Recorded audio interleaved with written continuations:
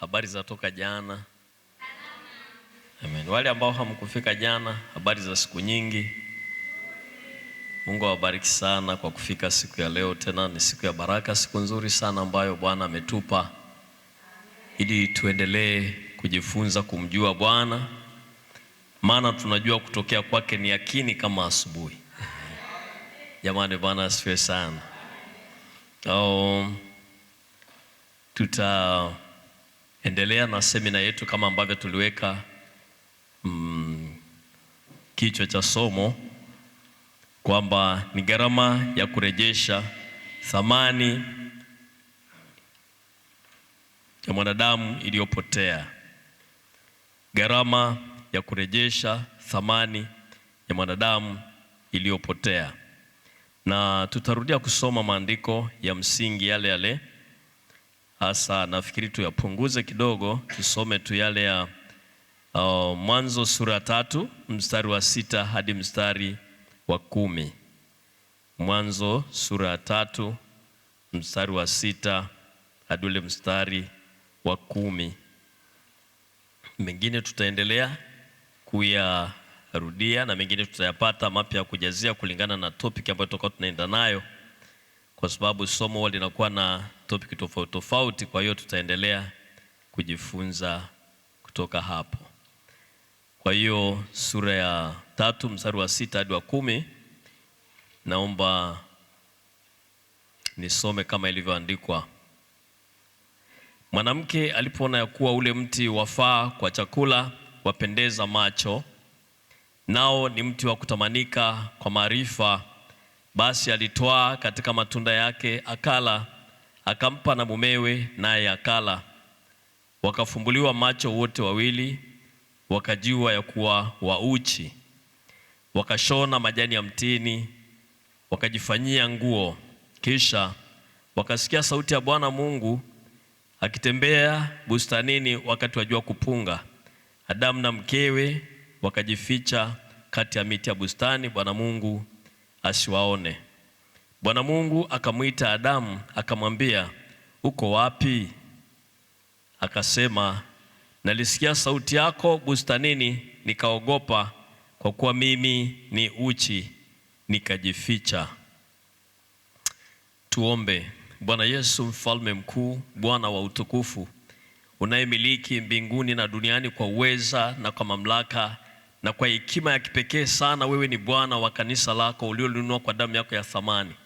Tunanyenyekea tena chini ya mkono wako wenye nguvu, neema na uweza, kwamba tunapoenda kulitumia neno hili Bwana, ulifunike kwa utukufu wako mkuu na kwa neema ya pekee. Tena uachilie hekima yako kwa njia ya Roho wako Mtakatifu ipate kutufunulia makusudi yako ya kujifunza neno hili katika wakati kama huu, ili maisha yetu Bwana yapate matokeo ya kujua neno hili kwa ufasaha. Asante kwa kuwa Bwana utatenda. Nitumie nami mtumwa kama chombo chako, nilifafanushe neno lako Bwana, kwa kuwa umesema kufafanusha neno lako kwa tia maarifa, na kila apendaye maarifa apenda uzima.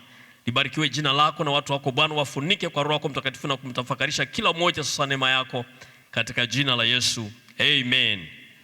Amen. Jamani, Bwana apewe sifa tena.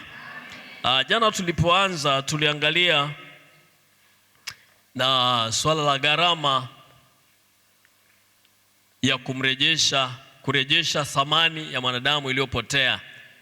Tuliona namna ambavyo mwanadamu aliumba kwa mfano na kwa sura ya Mungu mwenyewe, na hiyo mfano na sura ya Mungu katika maisha ya mwanadamu ilifanya awe na ushirika tofauti na viumbe vingine vyote, kwa sababu mwanadamu ndiye pekee aliyeumbwa kwa mfano na kwa sura ya Mungu. Maana Mungu alipomuumba kwa udongo alipulizia pumzi ya uzima ndani yake, mwanadamu akawa nafsi. Kwa hiyo akawa na akili, akawa na utashi, akawa na hisia, kiasi kwamba ushirika na Mungu unahitaji hivyo vyote. Sasa kwa wanyama hivyo vitu havipatikani. Akili, hisia na utashi kwa wanyama havipo. Jamani, Bwana asifiwe. Kwa hiyo kilichokuwa kinaweka thamani ya mwanadamu, ya maisha ya mwanadamu, ilikuwa ni ule mfano na sura ya Mungu kwenye maisha ya huyo mwanadamu. Kwamba Mungu akimwangalia mwanadamu alikuwa anajiona, maana mwanadamu alikuwa anafanana na Mungu katika swala la adili, kwamba alikuwa ni mtu mtakatifu. Utakatifu ulikuwa ni kitu cha msingi sana katika maisha yake. Jamani, Bwana apewe sifa. Lakini tukapata taarifa kwamba tunapokwenda kwenye sura ya 3 tunaona kwenye sura ile ya 2 tunaona Mungu akatoa namna ya kutunza hiyo hali ya mwanadamu, hiyo thamani ya mwanadamu ilitakiwa itunzwe kwa kudumu katika ushirika na kulinda yale makatazo ambayo Mungu ameyakataza mwanadamu asiyatende. Lakini tunapokwenda kwenye sura ya 3 tunakuta mwanadamu amekosea, amefanya yale makatazo, ameyatenda yale makatazo ya Mungu. Kwa hiyo ghafla ile thamani yake, ule utakatifu wake, ule ushirika wake na Mungu ukavunjika ghafla. Akajikuta yuko uchi, ni mtupu, hana tena ule utukufu wa Mungu, na ile sura na mfano wa Mungu kwenye maisha yake imeharibika kabisa. Yaani ukimwangalia huwezi ukaona kabisa sura ya Mungu ndani yake.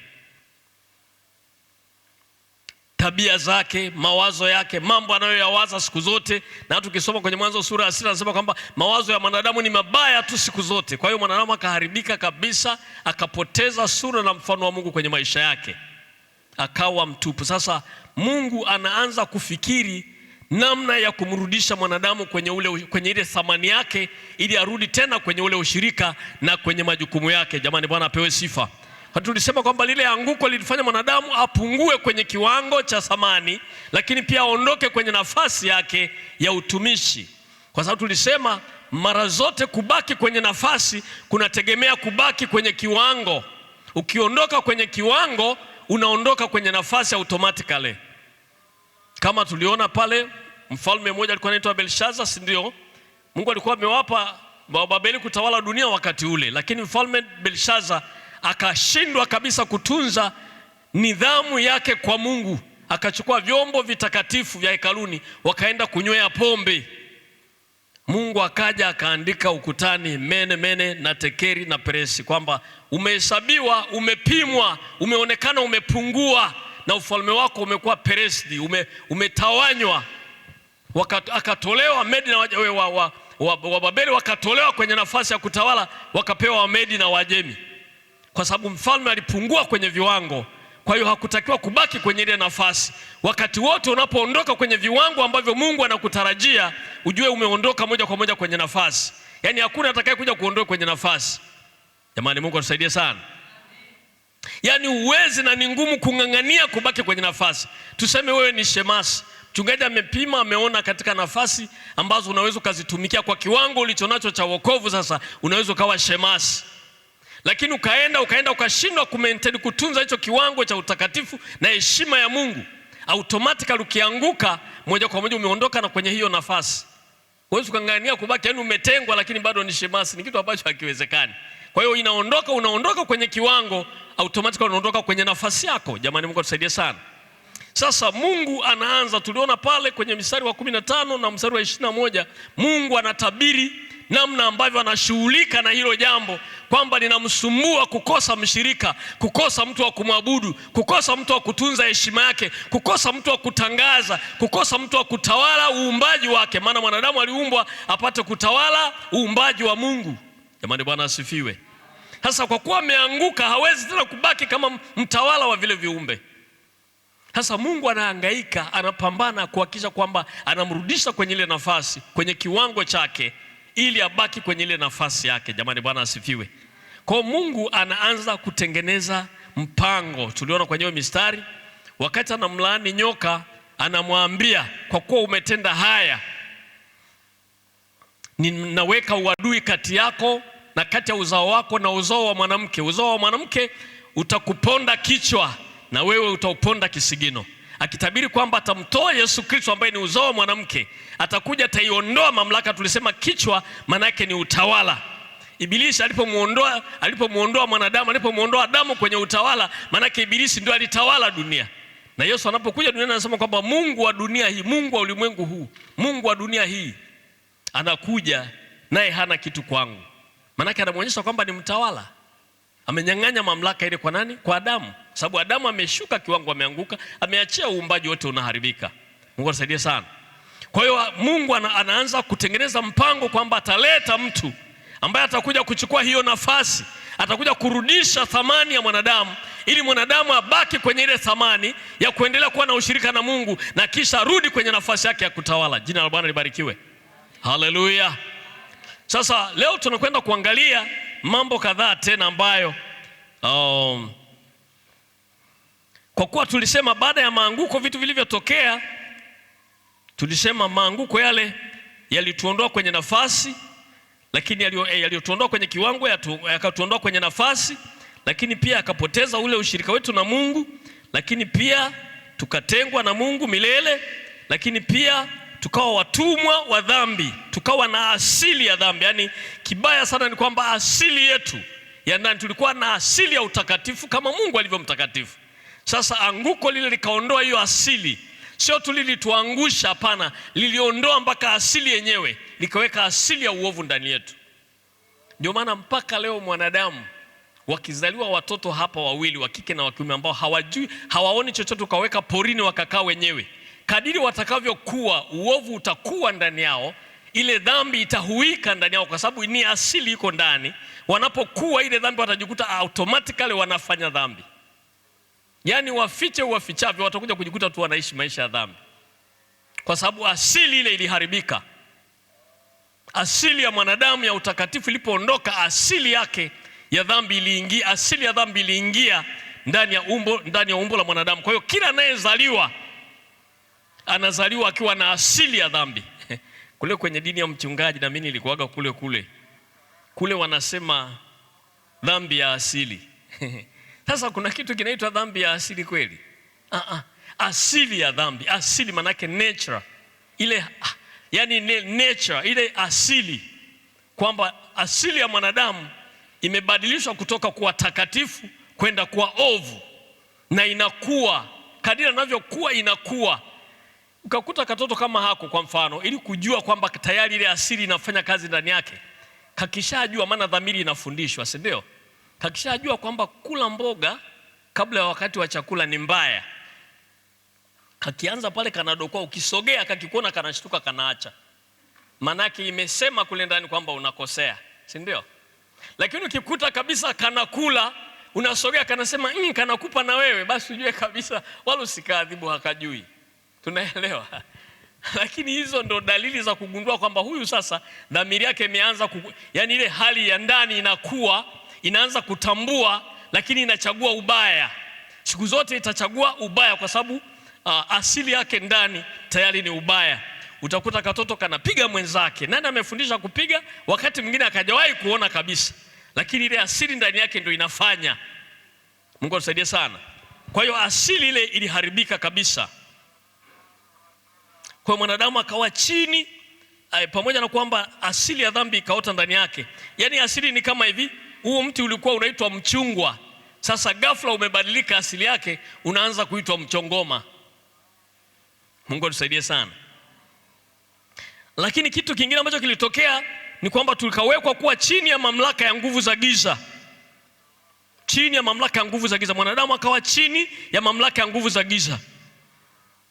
Lakini kitu kingine, akawa ni mtu ambaye kwa kuwa mshahara wa dhambi ni mauti, siku zote ni mtu ambaye atatengwa na Mungu milele.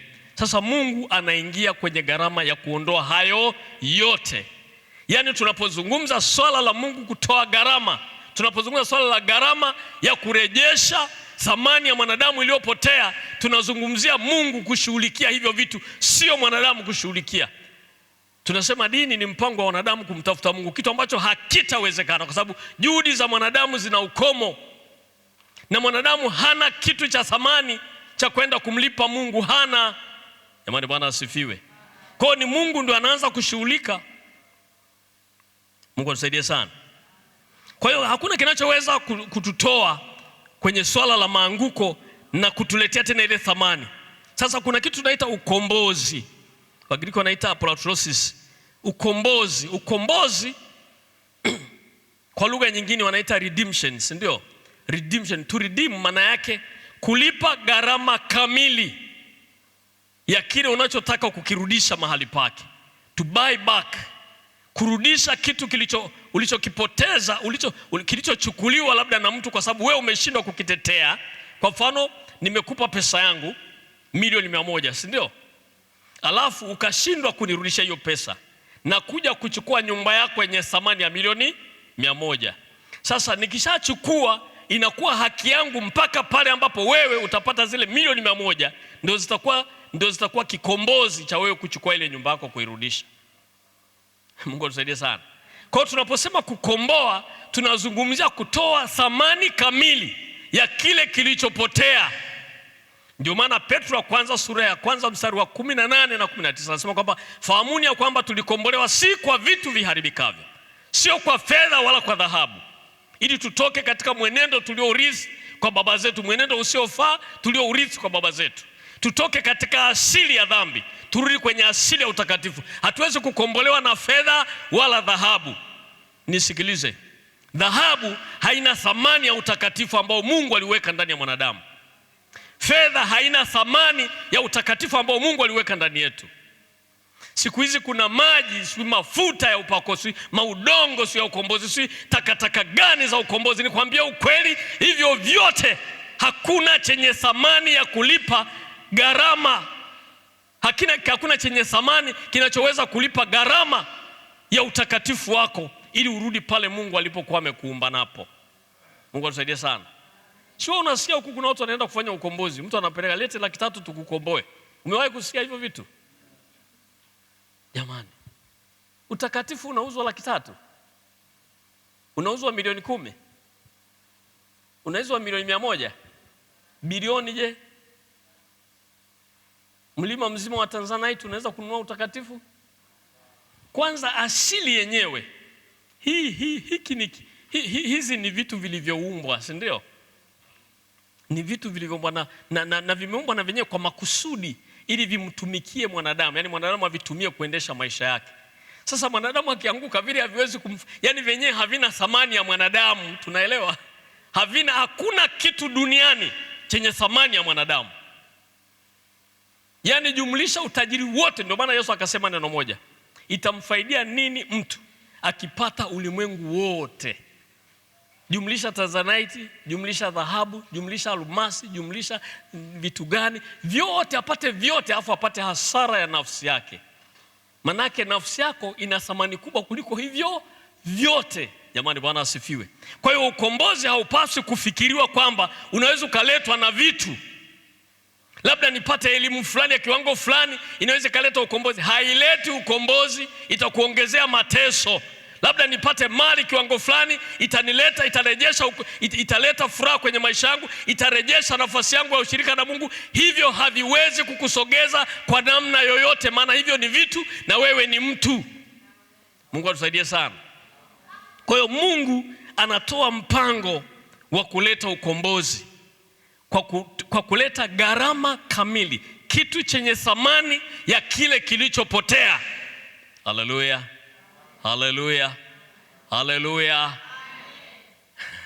Wangapi kabla mjaja Msewe hamjaja Msewe kwenye kanisa la TAG Msewe mliwahi kupeleka sadaka za ukombozi huko? Wangapi? Kuna watu wanapeleka hera.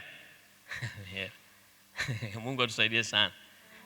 Kwa sababu dunia kila mtu anatamani sana atoke mahali fulani, si ndio? Lakini kuna watu wajanja ambao wanatumia ujinga wetu kujinufaisha. Tunaelewa watakatifu? Wanatumia ujinga wetu kama fursa. Wanatumia ujinga wetu kama fursa. Na vile anasema watu wangu wanaangamizwa kwa kukosa nini? Yes, wanatafuta ukombozi mahali ambapo kwa ukweli yule mwenyewe anayeitisha ukombozi ni mtumwa mpaka amepitiliza. Mungu atusaidie sana. Mungu atusaidie sana. Kwa hiyo hizo vitu vyote hivyo, fedha haiwezi kutosha.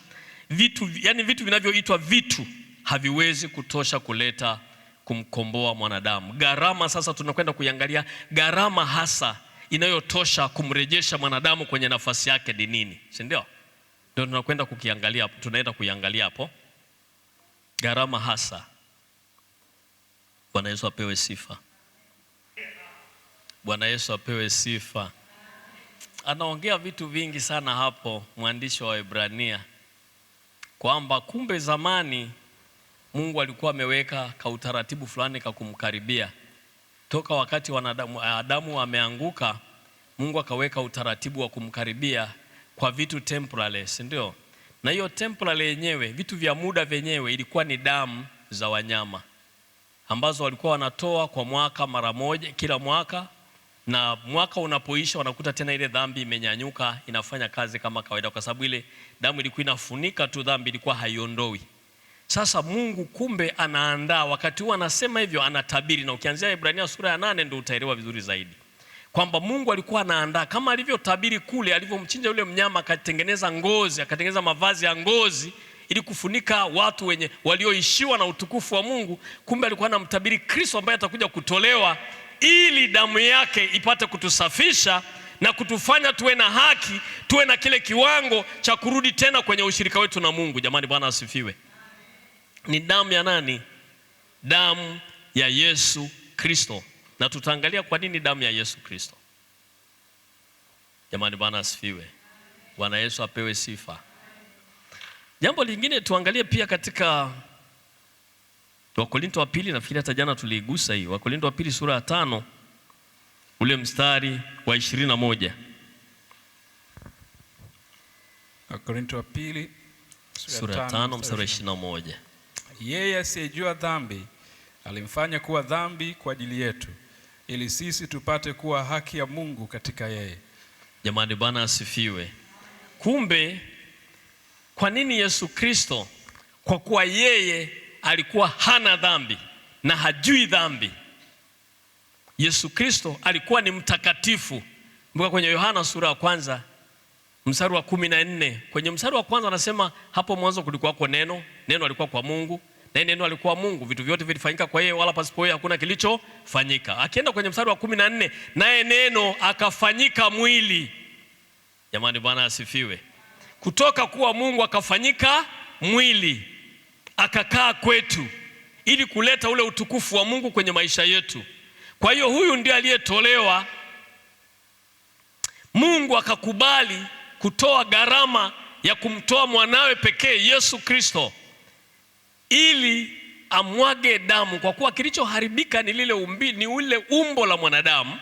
Lazima aje mtu mwenye umbo lile lile ambalo ni takatifu. Jamani, Bwana asifiwe. Ili tutoe kile kitakatifu kilichoko kwenye umbo hili, tutoe kile kiovu kilichoko kwenye umbo hili, alafu tu replace kile kitakatifu kinachotoka kwenye umbo takatifu. Jamani, Bwana asifiwe. Kwa Yesu Kristo akaja kurejesha ule utakatifu kwenye maisha yetu. Jina la Bwana libarikiwe. Jamani, Bwana Yesu apewe sifa nyingi. Kwa hiyo hapo tunapata alitolewa mara moja, na kwamba kwa damu yake ya milele tunaweza kurejea kumwabudu Mungu pasipo hofu, kumwabudu Mungu na kumkaribia Mungu katika hali ya utakatifu, baada ya damu ya Yesu Kristo kusafisha maisha yetu. Gharama aliyoitoa Mungu ni damu ya Yesu Kristo, kukubali mwanawe ateswe, kukubali mwanawe aishi duniani pamoja na sisi, kukubali mwanawe aingie kwenye umbo kama mwanadamu. Biblia inasema Mungu alimfanya mdogo punde kuliko malaika.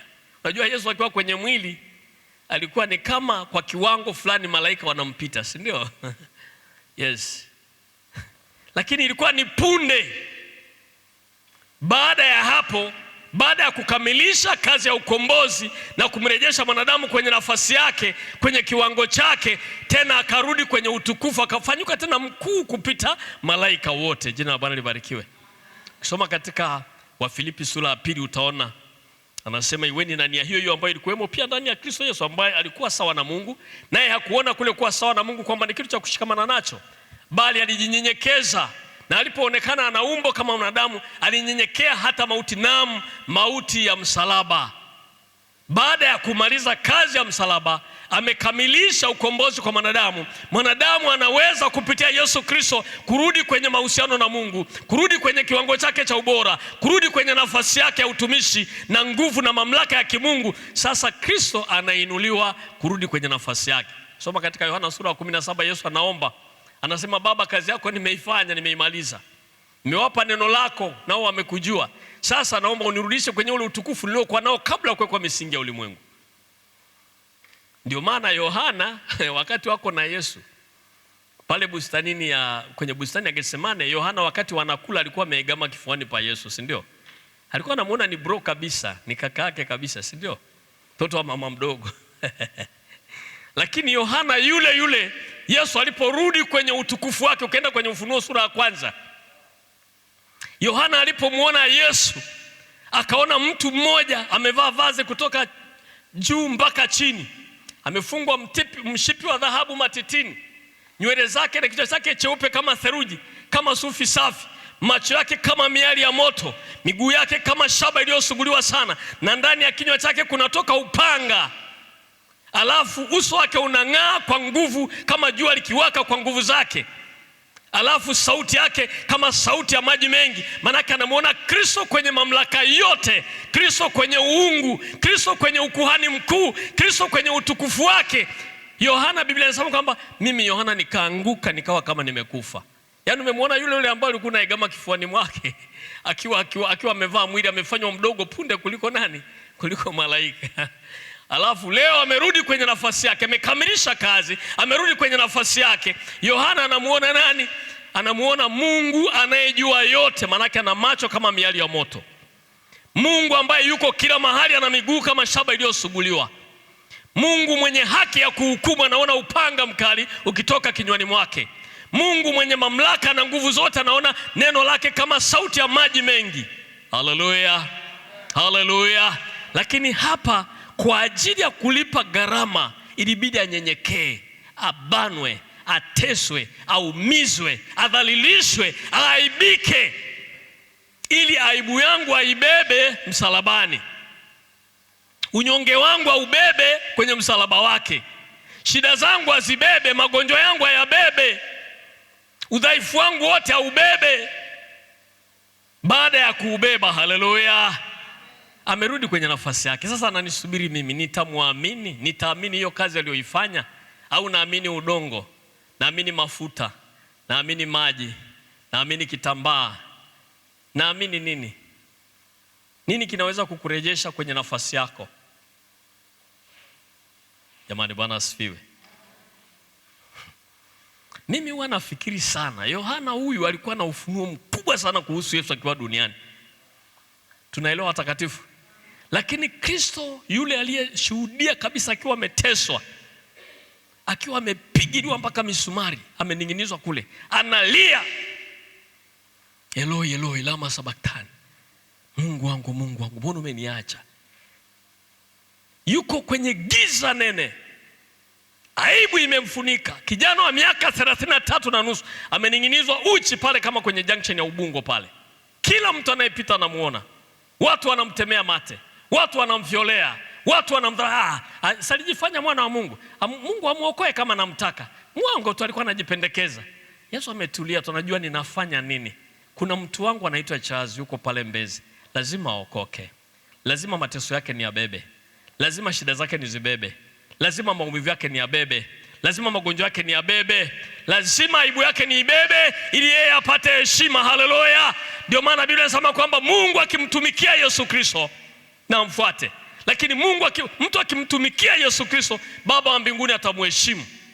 Kwa kuwa ninaamini kwa mateso ya Kristo, kwa maumivu ya Kristo, kwa aibu ya Kristo, lazima niheshimiwe. Haleluya. Kama ambavyo Kristo alivyotukuzwa sana na kuinuliwa na kupewa jina lipitalo majina yote mbinguni na duniani, na kila goti la kila kiumbe duniani litapiga magoti, litapigwa, na kila ulimi utakiri kwamba Yesu Kristo ni mwana wa Mungu aliye hai kwa utukufu wa Mungu. Yesu Kristo ni Bwana kwa utukufu wa Mungu. Jina la Bwana libarikiwe. Lakini kwanza ilikuwa alipe gharama, na gharama hailipwi kwa fedha wala dhahabu, kwa sababu kama ingekuwa hivyo isingemgharimu Yesu kuja duniani. Maana fedha zilikuwepo na dhahabu ilikuwepo. Tuko pamoja? Na yeye ndiye aliyeziumba. Angesema tu hebu nani Petro, nendeni mkachimbe nani pale kuna dhahabu, hebu mlipe gharama muwe mnaabudu. Singekuwa rahisi kiasi hicho. Iligharimu mwenye haki mmoja. Mimi napenda sana ule mstari wa Korinto wa pili sura 5 mstari wa 21. Yeye asiyejua dhambi, Mungu alimfanya kuwa dhambi ili sisi tupate kuwa haki ya Mungu. Yaani sisi tuliokuwa wenye dhambi tupate haki kupitia mateso aliyoyapata yeye. Alilipa gharama kwa ajili yangu. Mimi wanasema binafsi mahali pote, hata kama nyie wote msingekuwepo duniani, kwa namna Mungu alivyonipenda angemtuma Kristo kwa ajili yangu mimi mwenyewe. Haleluya. Kwa hiyo Yesu huwa ni wangu. Kuna watu wanibaga Yesu ni wangu wa uzima wa milele. Lakini ukiangalia mtu anasema ni wake. Yesu ni wako. Wako. Wangapi wamewahi kuimba huo wimbo? Yesu ni wangu wa uzima wa milele. Tukikubainisha kwenye kona, unaweza kaendelea kukiri hivyo kwamba Yesu ni wako. Mungu atusaidie sana. Sio rahisi kiasi hicho. Hiyo gharama wazazi wangu wasingeweza kulipa. Hata ungekusanya ukoo wote na kuwachinja na kabila yote ukaichinja, damu yao isingefaa, kwa sababu ilikuwa na asili ya dhambi.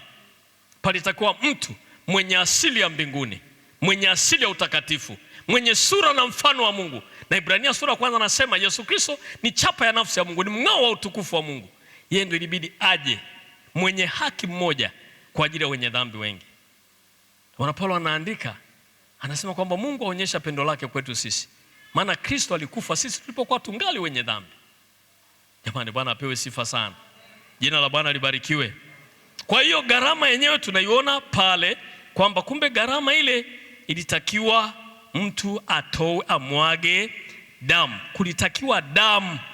Wakorintho wa pili sura ya 6 mstari wa 20 tunaweza kuangalia tena. Wakorintho wa pili sura ya 6 mstari wa 20.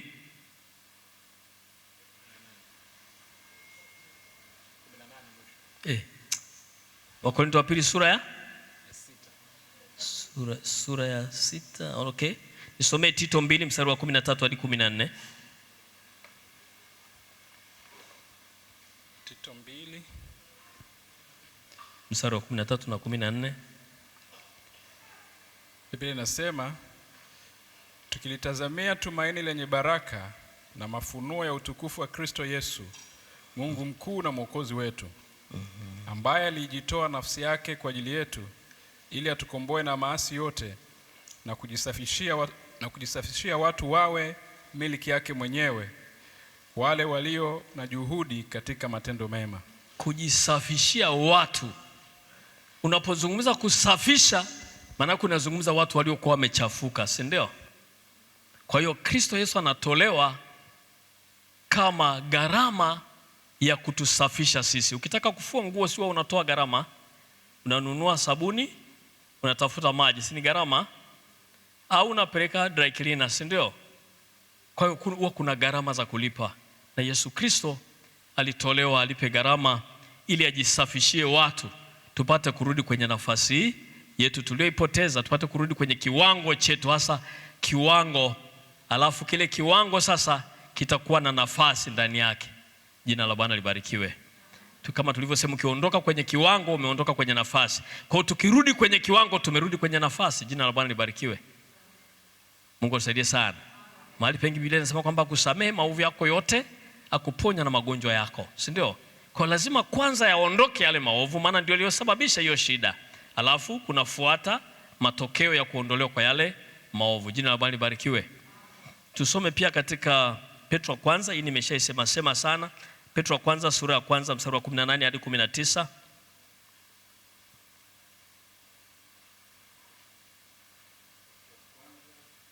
mpaka 19. Nanyi mfahamu kwamba mlikombolewa si kwa vitu viharibikavyo, kwa fedha au dhahabu, mpate kutoka katika mwenendo wenu usiofaa mlioupokea kwa baba zenu, bali kwa damu ya thamani kama ya mwanakondoo asiye na ila, asiye na waa, yani ya Kristo. Yes, mfahamu. Biblia inataka tufahamu. Kufahamu kunatusaidia kufahamu thamani ambayo kwayo yaani kufahamu thamani ya nafasi yangu kunanisaidia sana kuitunza hiyo nafasi.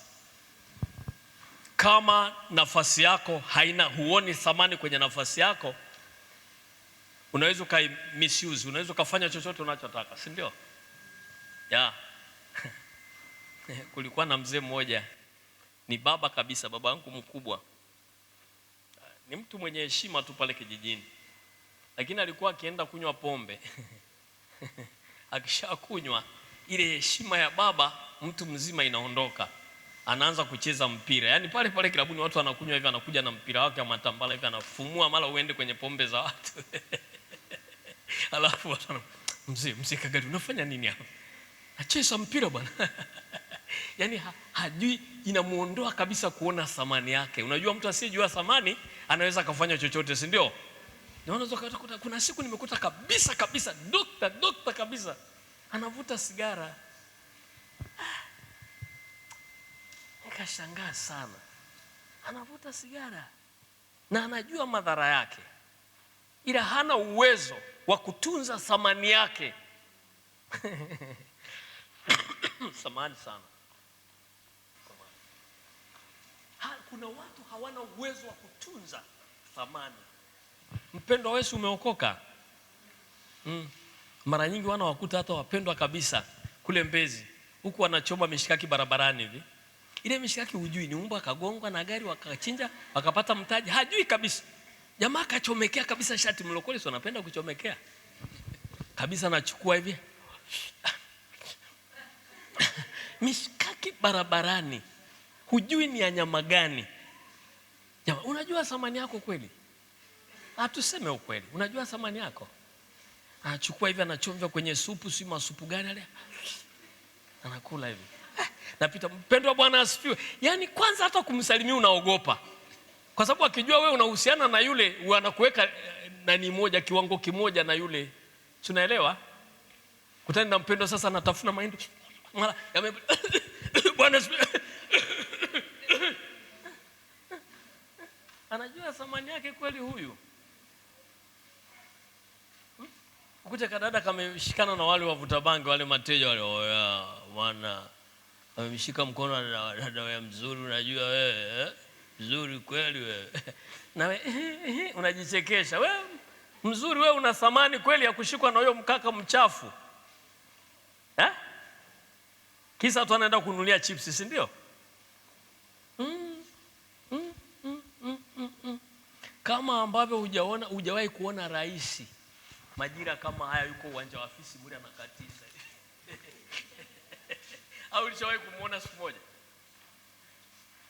mara kwa mfuga umba manzesi wewe uliokoka una thamani kubwa sana, kwa sababu aliyekukomboa umekombolewa kwa damu ya thamani kubwa. Mtu unatakiwa kutunza kiwango chako, kudumisha kiwango chako, kulinda heshima yako, kulinda thamani yako. Wewe ni mtu wa tofauti sana. Mbingu zinapokuangalia zinaona tuna mtu duniani, hata kama dunia haijui, maana dunia huwa haijui hata thamani. Sisi Wasukuma walikuwa wanachezea nani, almasi walikuwa wanachezea bao hivi, hawakujua thamani yake. Wazungu walipokuja wakawapa gololi zile zinazowaka, wakachukua almasi. Kama hujui thamani ndio shida, na dunia huwa inatuona hivyo, haina tofauti, yani yenyewe inatufananisha sisi na wao. Siku moja alikuwa kwa rafiki yangu mmoja anaitwa Muhina pale Kiruvya, tulisoma naye nakumbuka, Muhina, yes. Wakawa wamekata makanisa yote pale, la kwake wameliacha. Sasa wakafika kwenye kikao cha Pentecost. Kikao cha watu ambao wanadai si barabara si na kitu gani nini. Akasema, "Wewe mwenzetu kwa nini hawajavunja?" Mimi mwenzenu. Yaani aliwashtua sana yani. Mimi mwenzenu.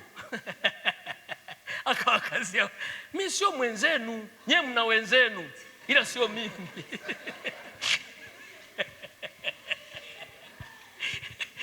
Mpendwa, tambua tulikombolewa si kwa vitu viharibikavyo, si kwa fedha wala dhahabu, tutoke katika mwenendo usiofaa tuliorithi kwa baba zetu. Tulikombolewa kwa damu ya thamani ya Yesu Kristo, ambaye anaitwa mwana kondoo wa Mungu aichukue dhambi ya dunia, si ndio? Soma katika Yohana sura ya kwanza na fikiria mstari wa 19 kama sio 29, mstari wa 29.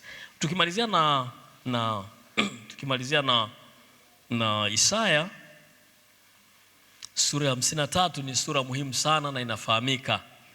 Sura inayoonyesha namna ambavyo Yesu Kristo alilipa gharama iliyolipwa kwenye sura. Isaya anatabiri miaka mingi sana kabla Yesu hajatokea.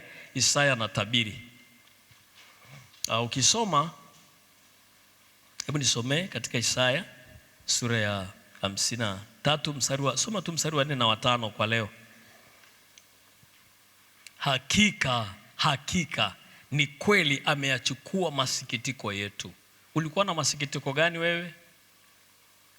Ya kutengwa na Mungu milele. Ulikuwa na masikitiko gani wewe? Ya kuwekwa chini ya utumwa wa Ibilisi, ya mamlaka za giza. Ulikuwa na masikitiko gani wewe? Ya kutengwa na Mungu milele. Ulikuwa na masikitiko gani wewe? Ya kutwishwa magonjwa ya kila namna. Ulikuwa na masikitiko gani? Kila aina ya sikitiko ambalo ulikuwa nalo, Yesu Kristo alichubuliwa kwa ajili yetu. Biblia inasema adhabu ya amani yetu, ili sisi tupate amani, ilibidi Kristo atwishwe adhabu ili sisi tupate amani. Ile adhabu ambayo tulikuwa itupate sisi, ilimpata Kristo ili sisi tupate kuwa huru. Na kwa kupigwa kwake sisi tumepona. Tumepona na nini? Tumepona na kule kutengwa na Mungu milele. Tumepona na kule kukataliwa milele. Tumeponywa na ile hali ya kumilikiwa na Ibilisi. Najua Ibilisi akikumiliki ni sawa na wewe ukifuga kuku. Unanielewa? Mimi wanafuga kuku. Wale kuku, ile mbegu nzuri ile unachanganya kuku wa Kisukuma, sio wale wanaitwa kuchi, warefu hivi. Unachukua jogoo kule unamleta huko. Sasa lile linaponenepa unakuta mpaka inafika mahali ukipita hivi kama ninataka kukupitisha mgongo hivi. Wewe subiri mgeni tu. Yaani lenyewe halijui. Siku mgeni anakuja sasa inabidi ninywe kwa sababu hujui nani atachinjwa. Kwa hivyo kama inategemea na heshima ya mgeni. Amekuja Mungu inabidi ulichukue lenyewe. Alafu halina namna ya kukukwepa yani. Kwa hiyo kunenepa kwa kuku ni faida ya nani? Ya mfugaji. Ukiwa mikononi mwa shetani, kustawi kwako ndio Biblia inasema kufanikiwa kwa mpumbavu wake kutamwangamiza. Kufanikiwa kwako ni starehe ya Ibilisi. Utakunywa pombe nyingi zaidi, utafuta bangi mpaka za kule Sumbawanga. Si ndio? Wana wenyewe wafutaji wanazijua zile. Hii ya wapi? Za msoma huko. Kwa ukiwa mikononi mwa shetani anakubuluza anavyotaka. Sasa kwa nini anasema kwamba kwa kupigwa kwake sisi tumepona?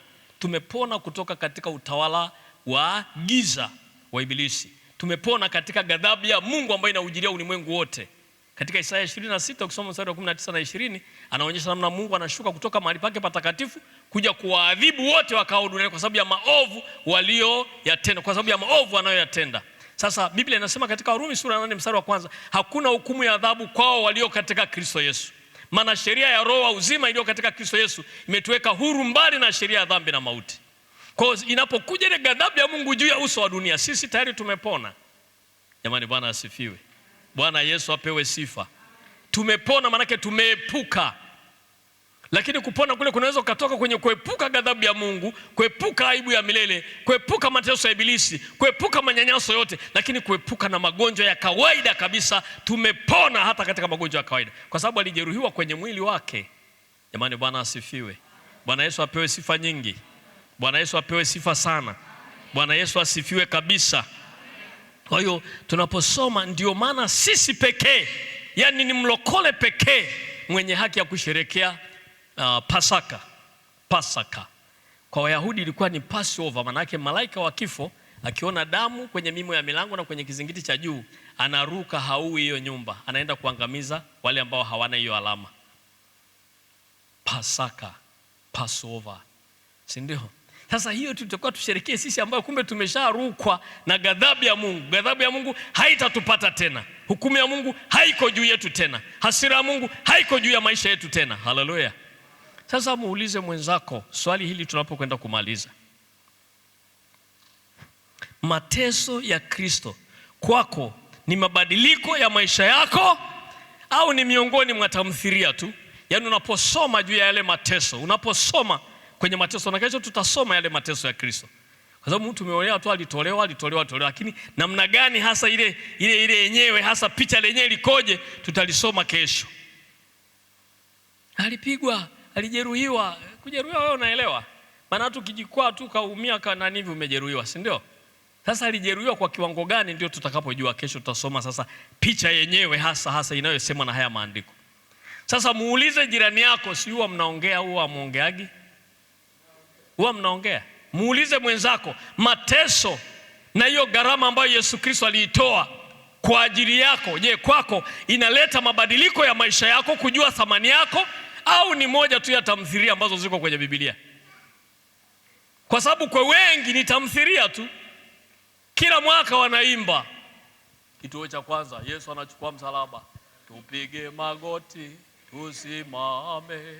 Unaenda pale, Simoni Mkirene anamsaidia Yesu kubeba msalaba, tupige. Wakitoka pale kwenye chimpumu, haibadilishi chochote. Mimi nilikuwa mle tena, siku hizo ndo nilikuwa napenda sana kutumikia kwenye chetezo, kwa sababu kitumikia kwenye kitambaa unabaki tu pale pale, lakini kwenye chetezo ningine nikifukiza hapa, nikipiga hivi, nafukiza hapa, napiga hivi, naondoka, najifanya naenda kukoka moto kule sakristia. Kule tunaenda tunafunua makabati, kuna sakramenti zimejaa maboksi kama matatu, tunabuya zile. Kuna madivai yamejaa kule, maana tulikuwa tunatengeneza mvinyo si wenyewe. Unakunywa ya kutosha. Alafu naenda pale nje unakula mlingoti ili kufuta ile harufu. Ukirudi huku wasije wakasikia ile harufu ya nani? Ile zabibu. Yaani wahuni tuko kanisani. Umevaa tu sketi fulani na tu blouse. Mnapendeza, umeshika ukivuta vile linavyoshuka liminyololo lile kwenye chetezo, unaonekana ndio mtakatifu wa siku za mwisho. Kumbe majizi yasiyofaa chochote. Yalikuwa yamekalili, na ile ilikuwa ni tamthilia kwetu. Unajua ikifika tu ni mwezi wa kwa lazima. Ni tupige magoti, tusimame. Muulize mwenzako, kwako mateso ya Kristo ni halisi na yamebadilisha maisha yako, ama ni tamthilia tu?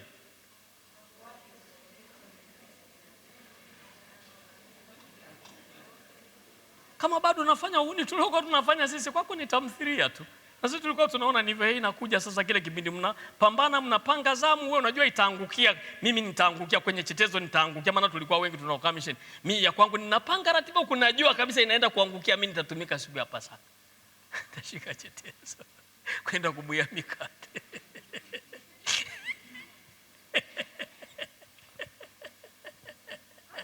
Kwa sababu ni tamthilia.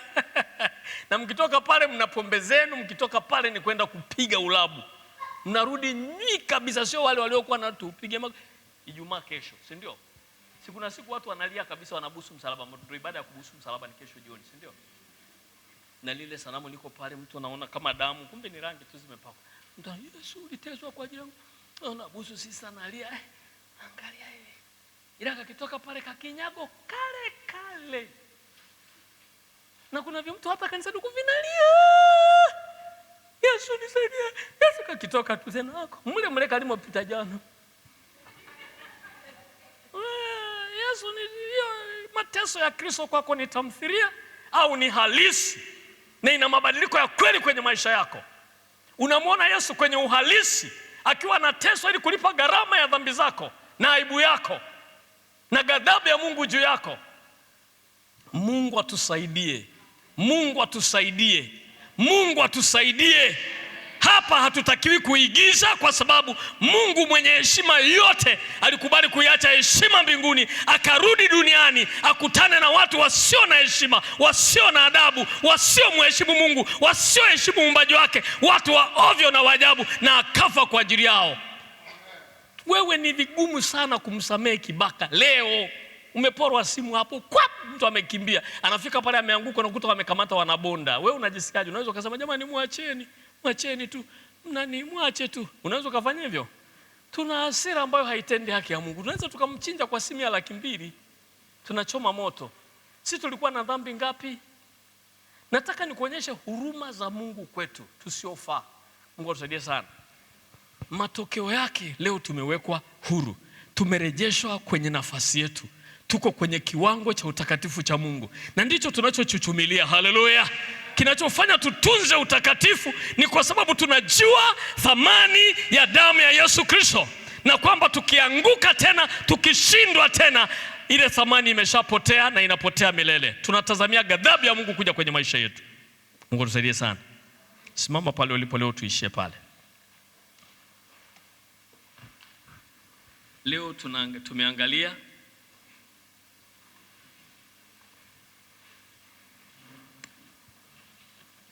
yale madhara yaliyotupata, na tumeangalia gharama ambazo Yesu Kristo ilimgharimu ili kuturejesha kwenye nafasi yetu.